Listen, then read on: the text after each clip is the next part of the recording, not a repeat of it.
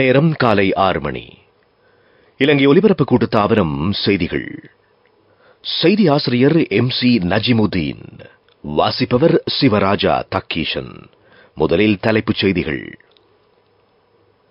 வடமாகாண மக்களின் பிரச்சனைகளை தீர்ப்பதற்கு இதுவே சிறந்த தருணம் என்கிறார் ஜனாதிபதி ரணில் விக்ரமசிங்க. பெருந்தோட்ட தொழிலாளர்களின் சம்பள அதிகரிப்பு அமுல்படுத்தப்படும் என்கிறார் நிதி ராஜாங்க அமைச்சர் ரஞ்சித் சியம்பலாபிட்டிய. ஸ்ரீலங்கா சுதந்திர கட்சி தலைமையில் பலமான அரசியல் கூட்டமைப்பு. அத்தனகலுவய மற்றும் கழுகங்கையின் நீரேந்து பிரதேசங்களில் விடுக்கப்பட்டிருக்கும் வெள்ள அபாய எச்சரிக்கை நீடிப்பு. வெசக் வாரத்தை முன்னிட்டு இன்றும் பல்வேறு நிகழ்வுகள். தேயிலை செய்கைக்காக உர நிவாரணமாக 12,000 மில்லியன் ரூபாய் ஒதுக்கீடு.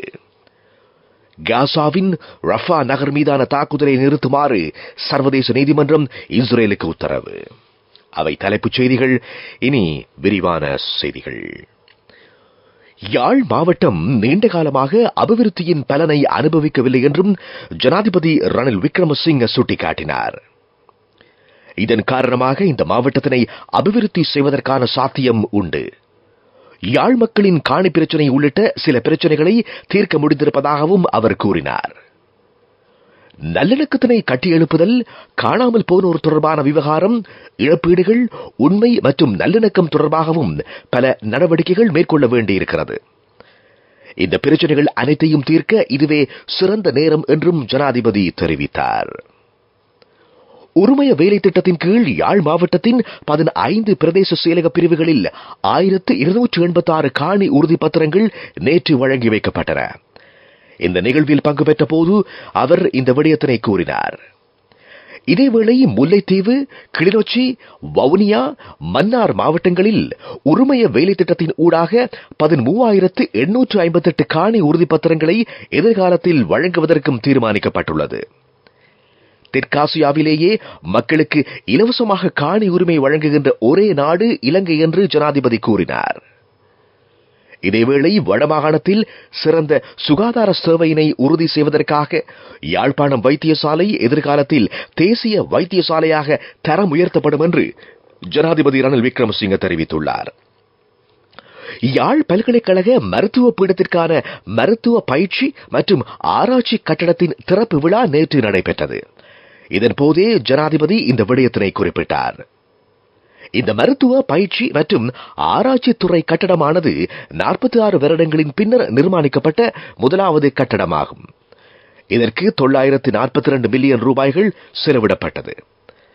இந்த கட்டடத்தில் 1200 மாணவர்களின் மருத்துவ பயிற்சிக்கான சந்தர்ப்பம் ஏற்படுத்திக் கொடுக்கப்பட்டிருக்கிறது. இதேவேளை இங்கிருந்து சர்வதேச ஆராய்ச்சிகளுக்கும் ஒத்துழைப்பு வழங்க முடியும். எதிர்வரும் தேர்தலை இலக்காக கொண்டு இலங்கையில் பலமான கூட்டமைப்பு ஸ்ரீலங்கா சுதந்திர கட்சி தலைமையில் எதிர்வருகின்ற 8ஆம் தேதி அமைக்கப்படும் என்று அமைச்சர் மஹிந்த அமரவீர தெரிவித்துள்ளார். அதிகளவான மக்களின் பங்களிப்புடன் அம்பாந்தோட்டை மாவட்டத்தில் எதிர்வரும் 8ஆம் தேதி குறித்த கூட்டமைப்பின் முதலாவது கூட்டம் நடத்தப்படும். அமைச்சர் தலைமையிலான குழுவினர் அந்த கூட்டம் இடம்பெறுகின்ற இடத்தினை பார்வையிட்டார்கள். இதன்போதே அவர் இந்த விடயத்தை கூறினார். பாராளுமன்றத்தில் பிரதிநிதித்துவம் வகிக்கும் பல கட்சிகளும் பாராளுமன்றத்தினை பிரதிநிதித்துவப்படுத்தாத மற்றும் பல கட்சிகளும் இந்த கூட்டமைப்பிற்கு ஒத்துழைப்பு தெரிவித்திருப்பதாகவும் அமைச்சர் குறிப்பிட்டார். தேசிய வெசக் வாரத்தினை முன்னிட்டு இன்றும் நாடளாவிய ரீதியில் சமய நிகழ்வுகளும் தானசாலைகளும் ஏற்பாடு செய்யப்பட்டுள்ளன. பல பிரதேசங்களில் வெசக் அலங்கார தோரணங்களும் அமைக்கப்பட்டுள்ளன. மக்கள் மழைக்கு மத்தியிலும் வெசக் வலயங்களில் ஒன்று கூடியதனை நேற்று காண முடிந்தது. நீங்கள் கேட்டுக்கொண்டிருப்பது இலங்கை ஒலிபரப்பு கூட்டுத்தாபனத்தின் செய்திகள்.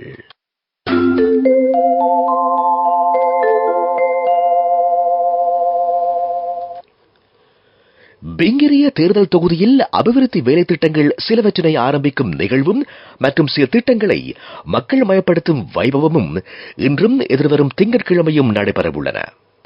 வெல்பல அமுனுவல வீதியினை காப்பட் வீதியாக அபிவிருத்தி செய்யும் பணி இன்று ஆரம்பிக்கப்பட உள்ளது. திப்போகம வீதியின் அபிவிருத்தியும் இன்று ஆரம்பிக்கப்படும். இதேவேளை வைரப்பகுன வல்புத்துவ பாலம் இன்று மக்கள் மயப்படுத்தப்படும். வெள்ளராவ தான்வல வீதியினை காப்பெட் வீதியாக அபிவிருத்தி செய்யும் பணி எதிர்வருகின்ற திங்கட்கிழமை ஆரம்பிக்கப்படும். ராஜாங்க அமைச்சர் சாந்த பண்டாரவின் தலைமையில் இந்த பணிகள் முன்னெடுக்கப்படவிருக்கின்றன. தேயிலை செய்கைக்கான உர நிவாரணத்திற்கு 12,000 மில்லியன் ரூபாய் நிதியினை ஒதுக்குவதற்கு நடவடிக்கை மேற்கொண்டுள்ளதாக அமைச்சர் மஹிந்த அமரவீர தெரிவித்திருக்கிறார். அரச உர கூட்டு தாபரங்கள் 2 5 வகையான தேயிலை உரங்கள் உற்பத்தி செய்யப்பட்டுள்ளன. இந்த உரங்கள் சந்தையில் விற்பனை செய்யப்படும் விலையினை விட குறைந்த விலையில் தேயிலை செய்கையாளர்களுக்கு வழங்குவதற்கு நடவடிக்கை மேற்கொள்ளப்பட்டுள்ளதாகவும் அவர் கூறினார். தேயிலை விழா நேற்று கொட்டப்பொல கட்டம்புரு ரஜமஹா விகாரையில் நேற்று நடைபெற்றது.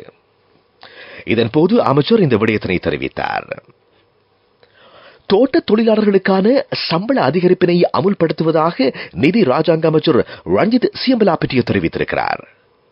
இதற்கான வர்த்தமானி அறிவித்தல் கடந்த 21ஆம் தேதி வெளியிடப்பட்டது. அதன்படி அன்று முதல் அமலுக்கு வரும் வகையில் பெருந்தோட்ட தொழிலாளர்களின் அடிப்படை சம்பளம் 1,350 ரூபாவாகவும் விசேட கொடுப்பனவாக 305 ரூபாவோடு முழு சம்பளம் 1,700 ரூபாவாக அதிகரிக்கும் என்றும் அவர் கூறினார். மழையுடன் கூடிய வானிலை நிலவுவதனால் அத்தனகல ஓய நீரேந்து பிரதேசம் மற்றும் கழுகங்கையின் கிளை ஆறுகளுக்கு விடுக்கப்பட்டிருக்கும் வெள்ள எச்சரிக்கை இன்று இரவு 9 மணி வரை நீடிக்கப்பட்டிருக்கிறது. இதுகுறித்து அவதானத்துடன் செயற்படுமாறு நீர்ப்பாசன திணைக்களம் மக்களிடம் கேட்டுக் கொண்டிருக்கிறது.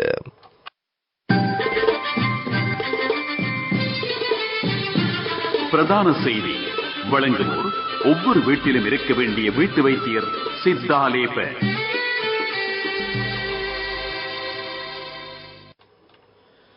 மழை மற்றும் காற்றுடன் கூடிய வானிலையினால் கடந்த 5 தினங்களில் மின் துண்டிப்பு பற்றி சுமார் 59,500 முறைப்பாடுகள் கிடைத்திருப்பதாக இலங்கை மின்சார சபை தெரிவித்திருக்கிறது. இவற்றில் சுமார் 20,000 முறைப்பாடுகளுக்கு தீர்வு முன்வைக்கப்பட்டுள்ளது. ஏனைய முறைப்பாடுகளுக்கான தீர்வுகள் தற்போது வழங்கப்பட்டு வருவதாகவும் மின்சார சபை அறிவித்துள்ளது.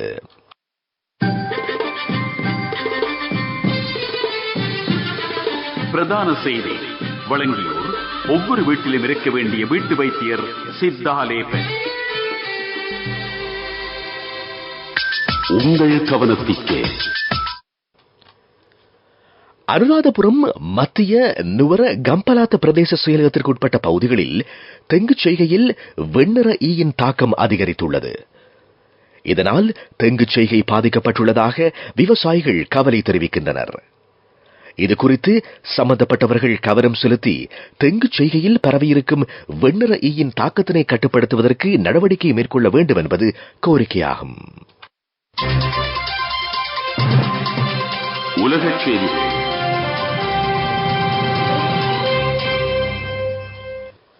காசாவின் ரஃபா நகர் மீதான தாக்குதலை இஸ்ரேல் நிறுத்த வேண்டும் என்று சர்வதேச நீதிமன்றம் உத்தரவிட்டுள்ளது. நிவாரணப் பொருட்களை காசாவிற்குள் கொண்டு செல்வதற்காக எகிப்தில் உள்ள எல்லையினை இஸ்ரேல் திறக்க வேண்டும் என்றும் சர்வதேச நீதிமன்றம் கேட்டுக் கொண்டுள்ளது. இதேவேளை காசாவின் நிலவரம் தொடர்பில் விசாரணை நடத்துவதற்கு விசாரணை குழுவினை அனுமதிக்க வேண்டும் என்றும் சர்வதேச நீதிமன்றம் இஸ்ரேலுக்கு உத்தரவிட்டுள்ளது.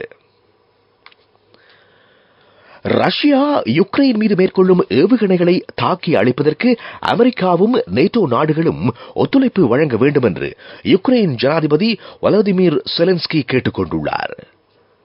ரஷ்யாவினை ஆத்திரமூட்டும் வகையில் செயல்படுவதற்கு நேட்டோ அமைப்புகள் அச்சப்படுவதனால் இந்த விடயத்தில் தமக்கு ஒத்துழைப்பு வழங்குவதற்கு பின் நிற்பதாகவும் அவர் குறிப்பிட்டிருக்கிறார்.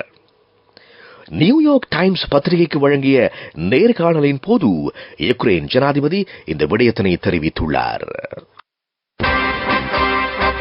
அபிவிருத்தி செய்திகள்.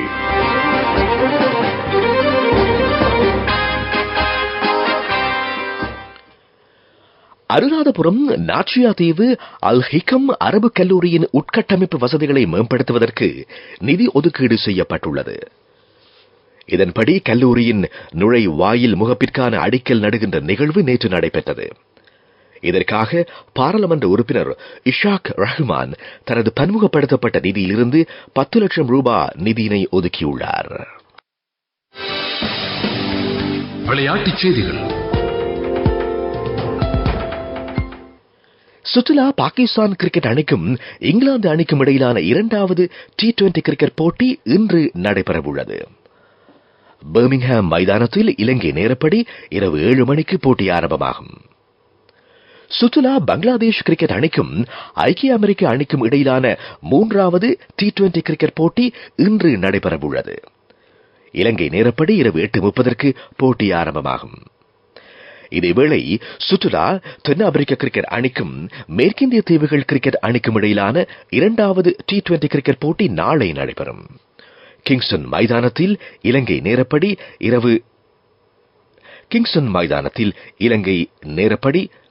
12:30 போட்டி ஆரம்பமாகும். வர்த்தக செய்தி அனுசரணை. பட்டதாரியாகும் போது, திருமணத்தின் போது, குழந்தை பிறப்பின் போது மற்றும் 25வது திருமண ஆண்டு நிறைவின் போது 50,000 ரூபாய் வரை விசேட அனுகூலங்கள். மாதாந்தம் 12,500 ரூபாய் வீதம் சேமித்திடும் ஸ்ரீ சேவிங்ஸ் சாம்பியன்களுக்கு மேலும் பணப்பரிசுகள். இலங்கை மத்திய வங்கி வெளியிட்டிருக்கும் நாணய மாற்று வீதத்தின்படி அமெரிக்க டாலர் ஒன்றின் கொள்விலை 294 ரூபாய் 82 சதம். விற்பனை விலை 304 ரூபாய் 48 சதமாகும். யூரோ ஒன்றின் கொள்விலை 318 ரூபாய் 66 சதம். விற்பனை விலை 332 ரூபாய் 13 சதமாகும். பட்டதாரியாகும் போது, திருமணத்தின் போது, குழந்தை பிறப்பின் போது மற்றும் 25வது திருமண ஆண்டு நிறைவின் போது 50,000 ரூபாய் வரை விசேட அனுகூலங்கள். மாதாந்தம் 12,500 ரூபாய் வீதம் சேமித்திடும் ஸ்ரீ சேவிங்ஸ் சாம்பியன்களுக்கு மேலும் பணப்பரிசுகள். பொருளாதார செய்திகள். விவசாய தொழில்துறைக்காக இஸ்ரேலுக்கு சென்று நாடு திரும்புபவர்களை விவசாய தொழில் முயற்சியாளர்களாக மாற்றுவதற்கு நடவடிக்கை மேற்கொள்ளப்படும் என்று அமைச்சர் மனுஷ நாணயக்கார தெரிவித்துள்ளார். இலங்கையில் விவசாயிகளின் எண்ணிக்கையினை 3 மடங்கினால் அதிகரிப்பது அரசாங்கத்தின் நோக்கம் என்றும் அவர் கூறினார். இஸ்ரேலில் விவசாய மற்றும் நிர்மாணத்துறை தொழில் வாய்ப்புகளுக்காக தகைமை பெற்றுள்ளவர்களுக்கான பயிற்சி வேலை திட்டத்தில் பங்கேற்ற போது அமைச்சர் இந்த விடயத்தினை கூறினார். காலநிலை அறிக்கை.